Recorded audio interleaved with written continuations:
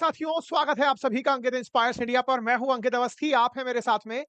15 अगस्त के दिन प्रधानमंत्री द्वारा की गई घोषणाओं का आज विश्लेषण करने के लिए। तारीख 17 है, 2 दिन लेट हो चुके हैं, हमें मालूम है, लेकिन उसके बावजूद भी करना जरूरी था, इसलिए हम आपके साथ इस सेशन को साझा कर रहे हैं। 15 तारीख की यात्राओं के चलते मैं ये काम नहीं कर पाया था। 16 तारीख के दिन 15 की जो न्यूज गई थी वो आपके साथ साझा करी, तो आज मैं आपके साथ ये न्यूज साझा कर रहा हूं। आज इसके सेशन में सबसे बड़ा रीजन जो है ना इस न्यूज को करने का, वो ये है कि 15 तारीख को प्रधानमंत्री ने लाल किले की प्राचीर से कुछ ऐसी घोषणाएं कर दी थी जिन घोषणाओं के मायने बहुत बड़े हैं। मायने बहुत बड़े हैं से क्या मतलब है? लाल किले के प्राचीर से स्वतंत्रता दिवस पर प्रधानमंत्री बोलते आए हैं, बिल्कुल बोलते आए हैं। ऐसे में प्रधानमंत्री नरेंद्र मोदी ने जवाहरलाल नेहरू जिस तरह से अब तक 17 बार प्रधानमंत्री के रूप में लाल किले के ऊपर से भाषण दे चुके हैं, इस तरह उन्होंने 12 बार भाषण दे करके एक नया कीर्तिमान, थर्ड लार्जेस्ट नंबर संबोधन करने का बनाया। और उस समय पर उन्होंने भारत के लिए कुछ ऐसी बातें कही जो आने वाले समय में भारत की ग्रोथ के लिए तो कामयाबी देंगी ही देंगी, साथ में इस समय जो जियोपॉलिटिकल सिचुएशन बन रही है, जिसमें हमको अमेरिका द्वारा एनी समय थ्रेट दे दी जा रही है, या फिर किसी तरह से दुनिया में कहीं भी बवाल चल रहे हो, भारत का नाम जरूर आ रहा हो, उन सब का उन्होंने इस बार अपने जो लाल किले का संबोधन था उसमें जिक्र किया।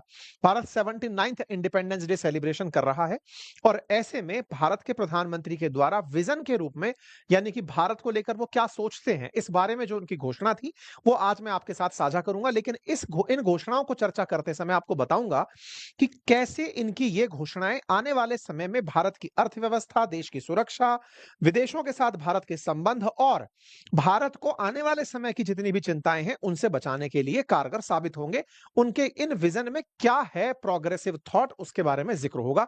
आइए आज के सेशन के अंदर जो प्रमुख 5 बिंदु हैं, जिनमें सबसे ऊपर जीएसटी रिफॉर्म, जिसके लिए मैं बोल रहा हूं कि जीएसटी रिफॉर्म की वजह से हम हो सकता है कि अमेरिका का जो प्रभाव हम पर पड़ सकता है उसको काउंटर करने की तैयारी कर रहे हैं, उसके बारे में जरूर बताएंगे। ऑपरेशन सिंदूर को जिस तरह से हमने अपना थीम बना लिया कि हाँ भाई, अब हम ये कहेंगे कि हमने आतंक के खिलाफ जो कदम लिए थे वो कैसे थे, हम उस पर जिक्र करेंगे। साथ ही साथ में मिशन सुदर्शन चक्र, जिस तरह से अमेरिका अपने बारे में बोल रहा है कि मैं अपने लिए गोल्डन डोम बना रहा हूं, इजराइल कहता है हम आयरन डोम बना रहे हैं, तो भारत ने कैसे सुदर्शन चक्र की घोषणा की है। साथ ही साथ मेक इन इंडिया को लेकर के क्या नई बातें हुई, आत्मनिर्भरता हो या फिर समर्थ भारत, इन सभी बारों के बारे में आज के सेशन में जिक्र होगा। क्योंकि कहीं ना कहीं इस बार का जो भाषण सब लोग सुन रहे थे वो इस पर्सपेक्टिव से सुन रहे थे कि हाँ भाई, डोनाल्ड ट्रंप के लिए क्या संदेश है। जिस तरह से भारत का अमेरिका और रूस के रिश्तों के बीच में जिक्र हो रहा है, उनके रिश्तों में हमारा जिक्र होना किस तरह से हमको असर डाल रहा है, उन सब के बारे में आज के सेशन में जिक्र। लेकिन हाँ, इंडिपेंडेंस डे के अवसर पर हमारे द्वारा चालू की गई सेल, वो आप लोगों के लिए अगले 24 घंटे उपलब्ध है। आप उसे चाहें तो एक्सेस कर सकते हैं अपनी पाठशाला एप्लीकेशन पर और बातें बाजार की एप्लीकेशन पर। प्रधानमंत्री ने इस बार 12वां तिरंगा फहराया, 12वीं बार तिरंगा इंडिपेंडेंस डे पर फहराया। वो इस समय 103 मिनट का भाषण दिए। ये उनका अब तक का दिया गया सबसे लंबा भाषण था। इससे पहले प्रधानमंत्री ने जितने भी भाषण दिए वो इनसे छोटे ही रहे हैं। 103 मिनट के भाषण में सब कोई जब भी इसको सुन रहा था तो दो नजरिए से सुन रहा था कि भारत का पाकिस्तान को लेकर क्या स्टैंड है। क्यों? क्योंकि जिस तरह से पाकिस्तान को अमेरिका का साथ मिला है इन दिनों, ऑपरेशन सिंदूर के बाद अमेरिका के द्वारा पाकिस्तान के साथ जिस तरह से बर्ताव किया जा रहा है, यह माना जा रहा है कि भारत के ऊपर सिंधु जल को लेकर के हो सकता है दबाव बनाया जाए। ऐसे में भारत का यह संदेश देना कि जल और मतलब खून और जल एक साथ नहीं बह सकते, हम सिंधु जल समझौते को लेकर दृढ़ता से खड़े हैं। भारत ने इस बार इंडिपेंडेंस डे पर ऑपरेशन सिंदूर को जिस तरह से सेंट्रल थीम बनाया, यह दर्शाने का प्रयास था कि देखिए, भारत आतंक के खिलाफ सबसे प्राथमिकता से खड़ा है। और दुनिया जब भारत के द्वारा किए गए कार्य को इतना प्रायोरिटी से ले रही है कि ट्रंप दुनिया को भूल करके अब तक इतनी बार बोल चुके हैं कि भारत पाकिस्तान का सीज फायर मैंने कराया, तो ये नए भारत के स्टैंड के रूप में ऑपरेशन सिंदूर को देखा जाए कि हम किस तरह से दुनिया के साथ ट्रीटमेंट कर रहे हैं। भारत ऑपरेशन सिंदूर को शुरुआत में जब किया था तब तो लोगों ने सोचा था इतना ज्यादा इसकी बात चर्चा करने की क्या आवश्यकता है।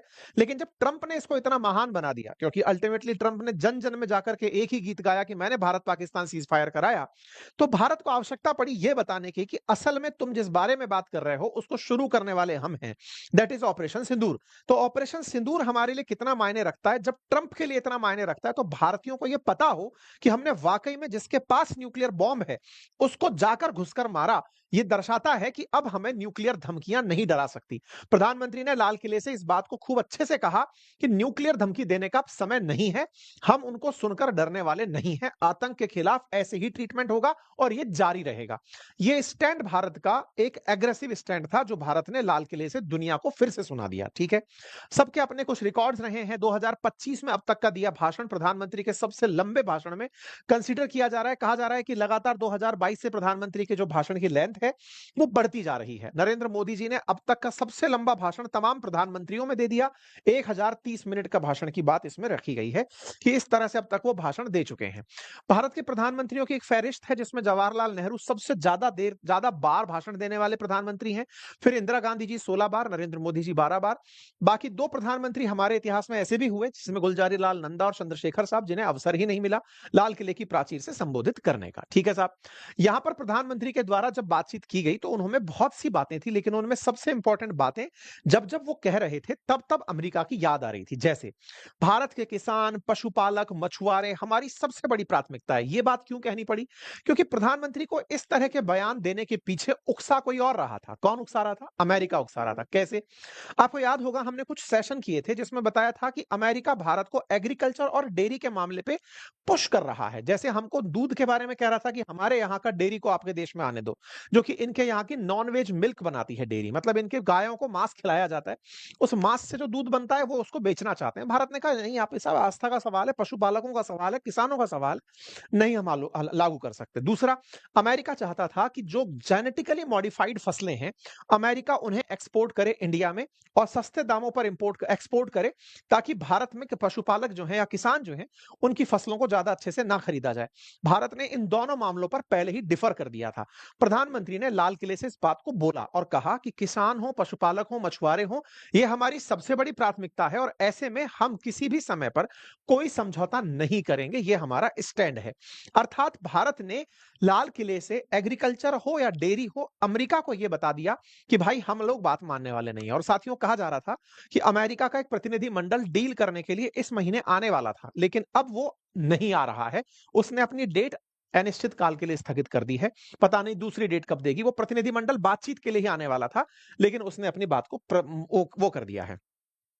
तो प्रधानमंत्री के जो अनाउंसमेंट्स रहे उनमें प्रमुख अनाउंसमेंट को 8 नंबरों में बांटा गया। हम उनको 9 नंबरों में आपके साथ डिस्कस कर रहे हैं। सबसे पहली जो बात थी वो बहुत ही प्रोग्रेसिव थॉट की बात थी। अभी जब मैं इजराइल गया तो मैंने वहां पर देखा कि वो लोग बड़े फक्र से कहते हैं कि हम खाने की हर चीज इंपोर्ट करते हैं, हमने कुछ फल अपने यहाँ पे पैदा जरूर कर लिए, हम तो दुनिया को केवल टेक्नोलॉजी बेचते हैं। और हम दुनिया में खास इसलिए हैं क्योंकि सिलिकॉन वैली अमेरिका के बाद में तेल अवीव दुनिया का दूसरा वो शहर है जहां स्टार्टअप्स के नंबर्स इतने ज्यादा हैं। दुनिया में बेहतरीन टेक्नोलॉजी हम लोग विकसित करते हैं। मुझे यह समझ में आया कि दुनिया में अगर टेक्नोलॉजी कोई एक्सपोर्ट करता है तो वो देश वाकई में मायने रखता है। तभी 1 करोड़ से छोटी आबादी वाला एक छोटा सा देश अमेरिका के राष्ट्रपति को जब चाहे अपने यहां बुला लेता है। इससे यह समझ में आया कि देश के लिए टेक्नोलॉजी बहुत मायने रखती है। ऐसे में जब प्रधानमंत्री ने अपने भाषण में यह कहा कि हम लोग सेमीकंडक्टर्स बनाने वाले हैं, हमारा सेमीकंडक्टर शुरू होने जा रहा है, सेमीकंडक्टर चिप जो भारत में बनी हुई है अब वो 2025 में बाजार में आ जाएगी।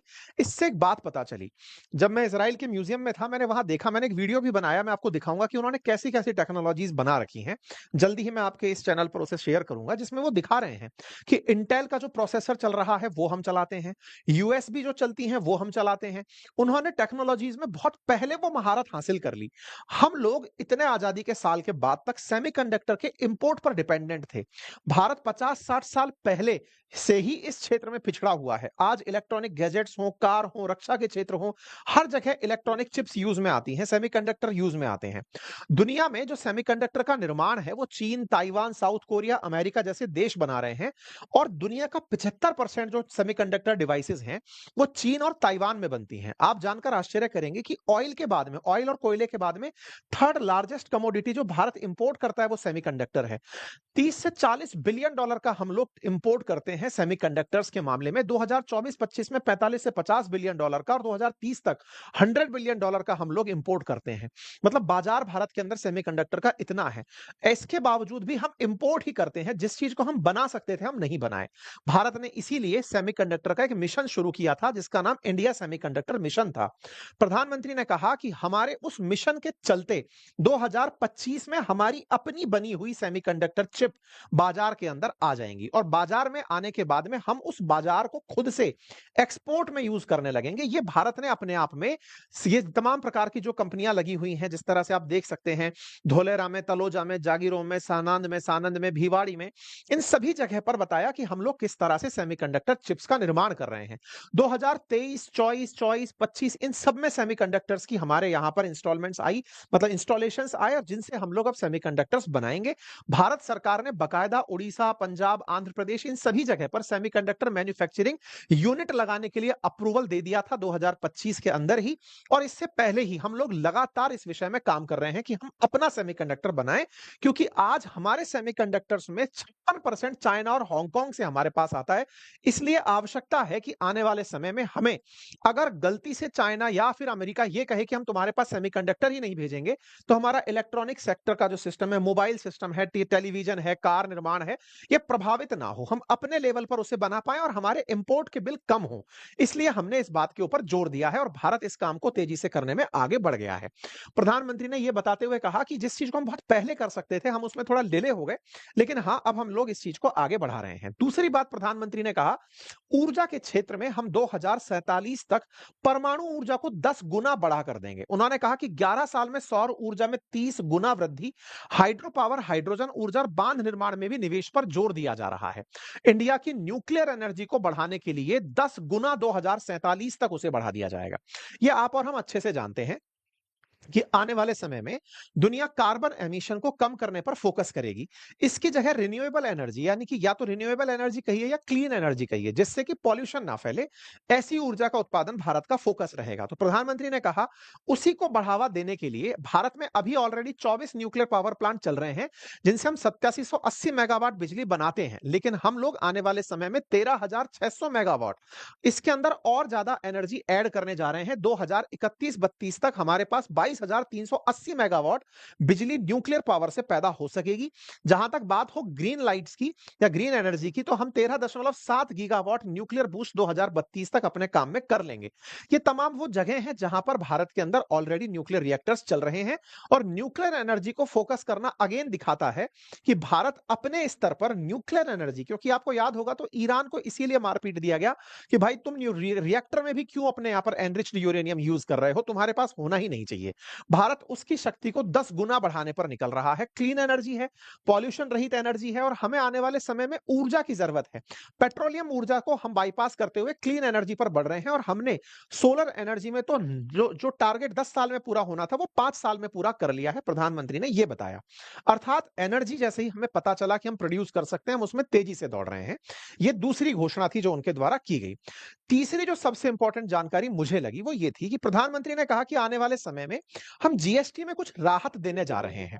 असल में दिवाली का जब इन्होंने नाम लिया तो कुछ चीजें जुड़ती चली गई। जैसे अभी अमेरिका ने भारत पर 25% टैरिफ लगाया। 25% टैरिफ इसलिए लगाया कि हम रूस से तेल खरीदते हैं, हमारे ऊपर टैरिफ लगेगा तो निश्चित ही भारत का एक्सपोर्ट बाधित होगा। एक्सपोर्ट बाधित होगा तो कुछ चीजें, हमारे देश में आने वाली मुद्रा कम हो जाएगी और तो और हमारे देश के अंदर महंगाई भी बढ़ सकती है। महंगाई क्यों बढ़ सकती है? क्योंकि कहीं ना कहीं हमारे पास अगर बाहर से धन नहीं आएगा तो वो कंपनी अंदर से सोखेंगी, तमाम प्रकार की असुविधाएं उत्पन्न हो सकती हैं। इसी को ध्यान में रखते हुए अर्थव्यवस्था को कैसे बूस्ट किया जाए, जीएसटी रिफॉर्म की प्रधानमंत्री ने जिक्र कर दिया। कहा कि 8 साल से हम जीएसटी चला रहे हैं, एक देश एक कर, जिसमें कई स्लैब चल रहे हैं, 5%, 12%, 18%, 28%। हम उन स्लैब्स को कम करने पर विचार कर रहे हैं। मतलब उन्होंने इनडायरेक्ट हिंट दिया कि हम जीएसटी में बड़ा काम करने जा रहे हैं। हालांकि उसके बाद में न्यूज बाजार में आने लग गई कि अब हमारे देश के अंदर जल्दी ही 2 ही स्लैब रह जाएंगे, 12% वाला और 5% वाला, अर्थात जीएसटी के स्लैब में कटौती की घोषणा आने वाले समय में हो सकती है। देश में जैसे ही जीएसटी की दरों में कटौती होगी, ऑटोमेटिक, आज मान लीजिए कि हमारा एक कोर्स 2000 रुपए का है, सरकार उस पर 18% जीएसटी वसूलती है, 360 तो सरकार ही ले जाती है उसमें से। अगर सरकार उसको 5% में ले आती है या 12% में ले आती है, तो उसमें दरों में कीमत में कटौती होगी, इससे वो सस्ते में उपलब्ध होगा, और जब सस्ते में उपलब्ध होगा तो लोगों का और दायरा बढ़ेगा, सस्ते सामान को और ज्यादा खरीदा जा सकेगा। अगर ऐसा होता है तो भारत में लोग जो है ना वो और ज्यादा इसकी चीज में इन्वॉल्व होंगे, और जब इन्वॉल्व होंगे तो परिणाम क्या निकलेगा ना कि उससे ओवरऑल ग्रोथ इंक्रीज होने लगेगी। जीएसटी के वो देश की इकोनॉमी में 0.7% की वृद्धि मतलब एक्सपेक्ट की जा रही है अगर जीएसटी में सुधार होता है तो। ठीक है, जीएसटी रिफॉर्म के ऊपर जैसे ही बात आई, तुरंत तमाम लोग दिमाग लगाने लगे कि टेक्सटाइल सेक्टर को, एमएसएमई सेक्टर को, तमाम सेक्टर्स को इसका लाभ होने लगेगा और इससे हमारे देश को बहुत फायदा होगा। हालांकि विपक्ष ने कहा बहुत पहले कर देना चाहिए था, मैं अभी विपक्ष के पॉइंट्स पर नहीं जाऊंगा, प्रधानमंत्री ने जो कहा अभी वो जान लेते हैं अपन। तीसरा जो पॉइंट कहा इन्होंने वो था रिफॉर्म टास्क फोर्स के गठित होने का। रिफॉर्म टास्क फोर्स के नाम पर इनका कहना केवल यही था कि आज हमारे देश के अंदर बहुत से काम हमने ऐसे किए हैं जो कानून संगत नहीं थे, कानूनों को हटा दिया गया, जो कानून समय के साथ सही नहीं बैठ रहे थे हमने वो हटा दिया, और चाहते हैं कि आने वाले समय में आपको लगता है कि आपके काम में कोई बाधा बन रही है, आप मुझ तक बताइए, मुझे पहुंचाइए, उनको हम सही करने का प्रयास करेंगे। प्रधानमंत्री ने कहा कि भारत आने वाले समय में विकसित भारत के लिए रोजगार योजना चालू कर रहा है, जिसके तहत 3.5 करोड़ नौकरियां पैदा की जाएंगी। अब ये क्या कहानी है, आपको याद होगा प्रधानमंत्री ने पहले भी एक अनाउंसमेंट किया था इंटर्नशिप के नाम पर कि आप आइए, कंपनियों के अंदर इंटर्नशिप आपको दी जाएगी, लेकिन तब किसी ने इस बात को इतना वो लिया नहीं, इंटर्नशिप को यूं ही कर दिया। इस बार प्रधानमंत्री ने घोषणा की कि अगर आप नौकरी ज्वाइन करने जा रहे हैं तो आपको 15,000 रुपए पहली बार एम्प्लॉय बनने पर दे दिए जाएंगे। 15,000 रुपए का एक ऐसा सिग्निफिकेंट अमाउंट है कि अब कोई भी व्यक्ति, होता क्या है मैं आपको मतलब एक ऐसा फिगर बताता हूं, ऐसे बहुत से स्टार्टअप्स हैं, जैसे कि मान लीजिए कि बहुत सारे यूट्यूबर्स ही ले लीजिए, कंटेंट क्रिएटर्स ही ले लीजिए, वो आउटसोर्स करते हैं बहुत सारा काम। जैसे मुझे जरूरत है मान लीजिए एडिटर की, तो मैंने मेरा काम आउटसोर्स कर रखा है, या मुझे मालूम जरूरत पड़ रही है कंटेंट राइटर्स की, तो मैंने वो काम आउटसोर्स कर रखा है कि भाई मुझे ये चीज दे दो, मुझे ये चाहिए, मैं आपको एक बार में बिल दे दूंगा। अच्छा, अभी तो हम प्रोडक्ट के रूप में खरीदते हैं, उसको हम परमानेंट जॉब के रूप में अगर दिखाने लग जाएं, और जिनको आप जॉब दे रहे हो उन्हें आप सीधा ईपीएफओ में रजिस्टर कर दो, इससे भारत सरकार को क्या फायदा होगा कि बहुत से ऐसे असंगठित क्षेत्र हैं जो रोजगार तो देते हैं लेकिन रोजगार में काउंट नहीं होते। अब ये 15,000 का ऐसा इंसेंटिव होगा कि अब वो कर्मचारी आपसे खुद कहेगा कि सर मेरा नाम ईपीएफओ में रजिस्टर करा दो, ताकि मुझे 15,000 रुपए भारत सरकार से मिल जाएंगे। इससे होगा क्या, भारत सरकार ये अच्छे से जानती है कि इस 15,000 के चक्कर में हमारे पास में एक बड़ा नंबर दिखाने के लिए ये होगा कि देखो हमने इतने लोगों को रोजगार में एंट्री करवा दी। अभी रोजगार डेवलप तो हो गया लेकिन सरकार के काउंटर पर दिखता नहीं है, ईपीएफओ की साइट पर नहीं दिखता कि कौन कौन कर्मचारी देश के अंदर संगठित क्षेत्र में है। असंगठित क्षेत्र में बहुत से लोग काम कर रहे हैं, आज एक दुकान पर, आज एक मतलब बहुत सारी जगह पर तमाम प्रकार के रोजगार उपलब्ध तो हैं, लेकिन वो काउंट नहीं होते। 15,000 में अब वो काउंट होने लगेंगे। साथ ही साथ रोजगार देने वालों को भी कहा गया कि आने वाले 2 साल तक आप लोगों को 3,000 रुपए पर मंथ का एडिशनल एम्प्लॉय के हिसाब से पैसा दे दिया जाएगा, तो इंसेंटिवाइज कर दिया जाएगा। तो इससे क्या होगा, दोनों लोग खुश होकर के कर्मचारी को दिखाना शुरू कर देंगे। सरकार यही चाहती है कि दिखाओ तो सही कि लोग रोजगार में हैं। इससे सरकार को भी अपनी प्रशंसा करने का मौका मिलेगा, और प्रशंसा छोड़िए, लोगों को भी लगेगा कि वो संगठित क्षेत्र में आ गए हैं। तो ये काम किया गया। इस पर भी विपक्ष की टिप्पणी थी कि आपने पहले इंटर्नशिप की घोषणा की, वो कुछ नहीं हुआ, अब क्या कर रहे हो। खैर, प्रधानमंत्री ने इस घोषणा की, इसके फायदे आने वाले समय में हो सकता है देखने को मिले। तीसरा, चौथा जो यहां पर कहा गया वो था हाई पावर डेमोग्राफी मिशन शुरू करने का। इसके पीछे का तर्क क्या था, अभी बिहार में आप लोग देख रहे होंगे कि एसआईआर के नाम पर बहुत जबरदस्त विरोध हो रहा है कि आप लोग इतना ज्यादा मतलब जो इंटेंसिव वो कर रहे हैं, मतदाता सूची को चेक कर रहे हैं, उस मतदाता सूची में से चेक कर रहे हैं कि कौन है कौन नहीं है, कौन किसके पास सही डॉक्यूमेंट है। पूरे देश में यह काम होने वाला है, जिसके चलते बांग्लादेशी घुसपैठिए हैं या रोहिंग्याज हैं, उनका आउट किया जा सके। इस बात को फोकस करते हुए प्रधानमंत्री ने कहा कि हमारे देश में बहुत सारे रोजगार ऐसे हैं जो घुसपैठियों ने, यानी कि बाहर से आने वाले लोगों ने ले लिए हैं। उसको दूर करने के लिए हम हाई पावर डेमोग्राफी मिशन चला रहे हैं, जिसके चलते हम साफ कर देंगे चीजों को कि कौन देश का है कौन बाहर का है और उनको किस तरह से रोजगार में पार्टिसिपेशन मिलना चाहिए। इसी के साथ साथ कुछ समय पहले आपने देखा होगा कि ट्रंप ने कहा था कि पाकिस्तान के साथ वो ऑयल निकालने पर काम करेगा, यानी कि उनके पास में पाकिस्तान के साथ समुद्र से मतलब ऑयल निकालने का काम करा जाएगा। ऑयल की खोज की जाएगी, अगर आपको याद हो, और उसने एक ताना मारा था भारत को कि हो सकता है आने वाले समय में भारत को पाकिस्तान से तेल खरीदना पड़ जाए। आपको हो सकता है ये वाली बात याद हो। इस बात को भारत ने अलग तरीके से लिया कि तुम अमेरिका वालों पाकिस्तान के साथ आकर खोजोगे, हमारे पास तो खुद टेक्नोलॉजी है, हम अपने समुद्र में, तुम तो इतने से समुद्र में खोजोगे, हमारा तो बहुत ही बड़ा समुद्र तट है, हम पूरे में ही अब आराम से तेल खोजेंगे, गैस खोजेंगे और अपने लेवल पर खनिज खोजेंगे। और ऐसे खनिजों को खोजकर हम क्रिटिकल मिनरल्स में भी अब अपना क्रिटिकल मिशन चलाएंगे, जिसके चलते 1200 से अधिक स्थानों पर उन क्रिटिकल मिनरल्स की, जिसके लिए तुमने यूक्रेन को आधा खरीद लिया, आपने चाइना के साथ समझौता कर लिया, उन सभी जगह पर अब हम लोग भी होंगे और हम खुद से अपना क्रिटिकल मिशन चलाएंगे। भारत ने इस बात को पूरी तरह से स्पष्ट करते हुए कहा कि क्रिटिकल मिनरल का प्रोजेक्ट अब हम बड़ा करने जा रहे हैं। परिणाम क्या होगा? भारत की निर्भरता चाइना पर घटेगी और अमेरिका का दबाव भारत के ऊपर घटेगा। कुल मिलाकर के भारत के पास में बहुत सारा नेचुरल रिसोर्स है, अब हम उसकी तलाश अपने स्तर पर करेंगे। जिस क्रिटिकल मिनरल के लिए पूरा यूक्रेन आधा बिक गया, सोचिए ना, उस क्रिटिकल मिनरल को भारत अपने में ही आत्मनिर्भर बनेगा। ठीक है साहब। इसके अलावा प्रधानमंत्री ने, आपको याद होगा कि थोड़े दिन पहले जब भारत में ऑपरेशन सिंदूर चल रहा था, पाकिस्तान से आ रही तमाम गोलियों को, रॉकेट्स को हम लोगों ने आसमान में ही रोक दिया था। S-400 रोक रहा था, हमारे और भी डिफेंस सिस्टम थे जो रोक रहे थे, न्यूट्रलाइज कर रहे थे। इसको ध्यान में रखते हुए अब हम लोग मिशन सुदर्शन चक्र चला रहे हैं। अब ये क्या है? आपको याद होगा अमेरिका ने कुछ समय पहले एक अनाउंसमेंट किया था, और वो ये था कि हम लोग मिशन गोल्डन डोम बना रहे हैं, जिसके तहत होगा क्या कि अमेरिका पर कोई भी मिसाइल आकर के टिके तो अमेरिका का नुकसान ना हो। ऐसे ही इजराइल ने आयरन डोम बना रखा है, ऐसे ही हम लोग अपना सुदर्शन चक्र बना रहे हैं। हमारे देश के प्रमुख स्थान और जितने भी सार्वजनिक स्थल हैं, जिनकी सुरक्षा अनिवार्य है, उनको पूरी तरह अब हम आने वाले समय में सुरक्षित कर देंगे। इसी को ही हम बिल्कुल आयरन डोम की तर्ज पर सुदर्शन चक्र नाम दे रहे हैं, और ये सुदर्शन चक्र एयर, लैंड और सी पर हमारी सुरक्षा तैनात करेगा, और 2035 तक भारत के प्रमुख क्षेत्र जो हैं वो कवर हो जाएंगे, जिसमें प्रोजेक्ट कुशा जो है वो भी मतलब शामिल किया जाएगा। प्रोजेक्ट कुशा के तहत स्वदेशी रूप से हम ऐसी मिसाइल बनाएंगे जो मिसाइल को ही हिट करने के काम आए, जिसमें डीआरडीओ और बेल मिलकर के काम करेंगे। ये एक तरह से हमने अपनी सुरक्षा को लेकर के दुनिया को बता दिया कि हम किस दिशा में आगे बढ़ रहे हैं। प्रधानमंत्री ने अपने भाषण में एक बात और स्पष्ट करी, जहां हमें इन दिनों, आपको याद होगा, कावेरी इंजन कुछ दिनों पहले ट्रेंड किया था और हमारे देश में मांग उठी थी कि भारत अपना फाइटर जेट का इंजन क्यों नहीं बना लेता। आपको मालूम है कि हमारे यहां पर तेजस खड़ा है अमेरिकी फाइटर जेट के इंजन के इंतजार में।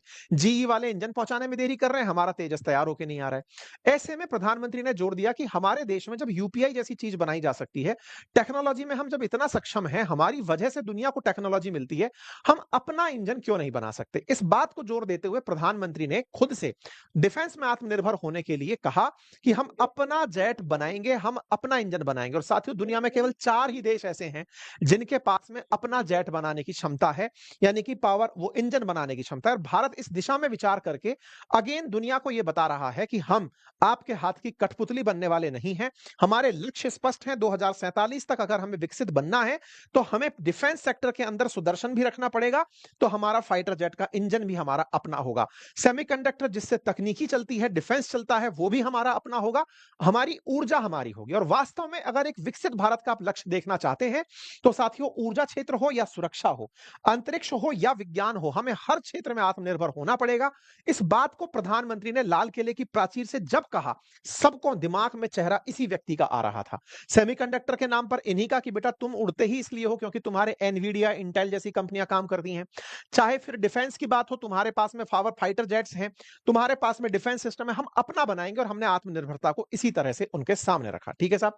कुल मिलाकर के हमने दुनिया की निर्भरता को कम करने की बात करते हुए कहा कि हम स्वदेशी ना केवल अपनाएंगे बल्कि स्वदेशी का बोर्ड भी गर्व से लगाएंगे। दुकानों से कहा कि आप स्वदेशी को इस तरह अपनाइए और उसका प्रचार करिए कि हम स्वदेशी अपनाते हैं। यह स्वाभाविक सी बात है कि आज भारत का बाजार दुनिया के हर देश को चाहिए। अगर हम अपने बाजार को ही अपनी तरह से यूज करने लग गए तो निश्चित ही हम लोग भारतीय होने के साथ साथ भारत को आत्मनिर्भर बनाने में बहुत तेजी से आगे ले जाएंगे। इसका एक मायना स्पष्ट था, और वो ये कि हम टैरिफ के मामले में अमेरिका से नेगोशिएशन करने वाले नहीं हैं। अगर रूस किसी भी तरह से अमेरिका के झांसे में आता भी है तो अमेरिका के जो भी प्रभाव होंगे, हम अपने टैरिफों की वजह से अपने प्रोडक्ट्स के अंदर आम जनता को उसका असर ना पड़े, जीएसटी भले ही घटा देंगे ताकि जनता को कीमतें बढ़ी हुई ना मिले और हम उसको आसानी से हैंडल करके निकल जाएं। प्रधानमंत्री के इन भाषण का ये बड़ा सार निकलता है। मैं पहले ये सेशन नहीं कर पाया था अपनी व्यस्तताओं और यात्रा के चलते, फिलहाल मैंने ये सेशन किया। आपको जानकारी पसंद आई हो तो आप अपने साथियों से इसे अवश्य साझा करिएगा। बाकी आप क्या विचारते हैं जरूर कमेंट बॉक्स में